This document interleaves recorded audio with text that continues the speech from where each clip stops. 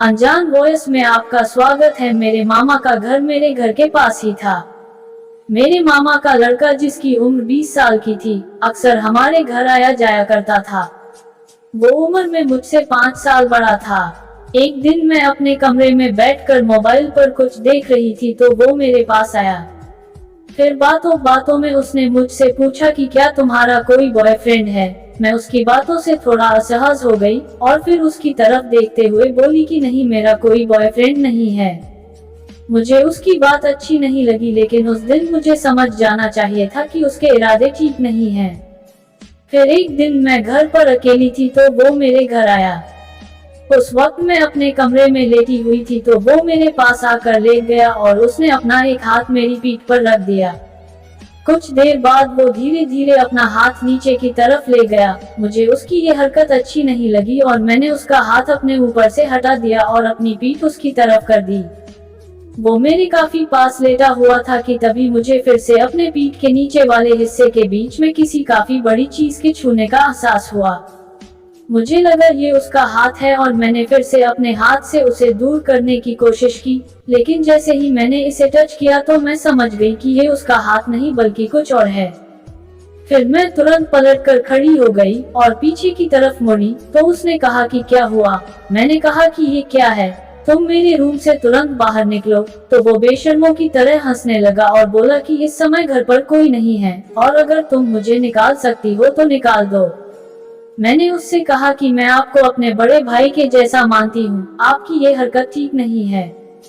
लेकिन उसके दिमाग में तो उस समय भूत सवार हो गया था और वो बोला कि हाँ तो क्या हुआ, बड़ा भाई मानती हो ना, लेकिन मैं कोई आपका सगा भाई थोड़े हूँ। मैं समझ गई थी कि अब बात करने से कोई फायदा नहीं है, तभी मैं चिल्लाने लगी तो उसने जल्दी से रूम का दरवाजा और खिड़की बंद करने लगा ताकि मेरी आवाज बाहर तक ना जाए और मेरे मुंह पर अपना हाथ रखते हुए बोला कि अगर तुमने चिल्लाना बंद नहीं किया तो मैं तुम्हें बदनाम कर दूंगा।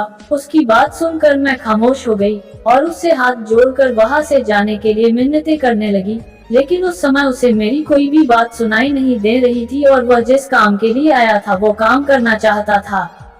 मैं बहुत ज्यादा डर चुकी थी और चुपचाप बेड पर बैठ गई। तब उसने कहा कि डरो मत, कुछ नहीं होगा, बस 15 मिनट में मैं फ्री हो जाऊंगा और ये बात किसी को भी पता नहीं चलेगी। मैं उसकी बात पर कोई भी रिएक्शन नहीं दे रही थी तो उसे लगा कि शायद मेरी भी इसमें हाँ है। फिर उसने मेरे उभारों को देखा और उसे किस करने लगा और कुछ समय के बाद मुझे बेड पर उल्टा लिटा दिया। मैं अब समझ चुकी थी कि अब मेरा बचना नामुमकिन है और कुछ समय काम क्रीड़ा के बाद मुझे अपने सबसे नाजुक वाले अंग में बहुत तेज दर्द का एहसास हुआ।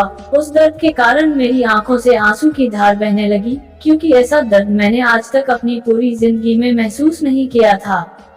मैं बस रोए जा रही थी और उसके खत्म होने का इंतजार कर रही थी। आखिरकार उसके मुंह से बहुत ही जोर की आवाज निकली और अगले ही पल वो रुक गया और बिल्कुल ठंडा पड़ गया। लेकिन मैं बिल्कुल बेसुध सी अपने बेड पर पड़ी थी। मुझ में इतनी भी हिम्मत नहीं बची थी कि मैं उठकर बैठ सकूं और अपना सब कुछ सही कर सकूं। फिर वो उठकर खड़ा हुआ, अपना कपड़ा सही करने के बाद बोला कि इस बारे में किसी को भी बताया तो अच्छा नहीं होगा, और ये कहते हुए रूम से बाहर निकल गया। काफी समय गुजर जाने के बाद मैं दर्द से कराहते हुए उठी और सबसे पहले अपनी मम्मी को फोन किया और उन्हें सब कुछ सच सच बता दिया, जिसके बाद मेरी मम्मी तुरंत घर आती है और मेरी हालत को देखकर समझ जाती है कि मेरे साथ क्या हुआ है और तुरंत पुलिस को फोन करके बुलाती है। पुलिस ने मेरे बयान के आधार पर उसे पकड़ लेती है और जेल में डाल देती है। लेकिन उस दिन जो दर्द मुझे मिला उसे मैं आज तक भूल नहीं पाई हूँ।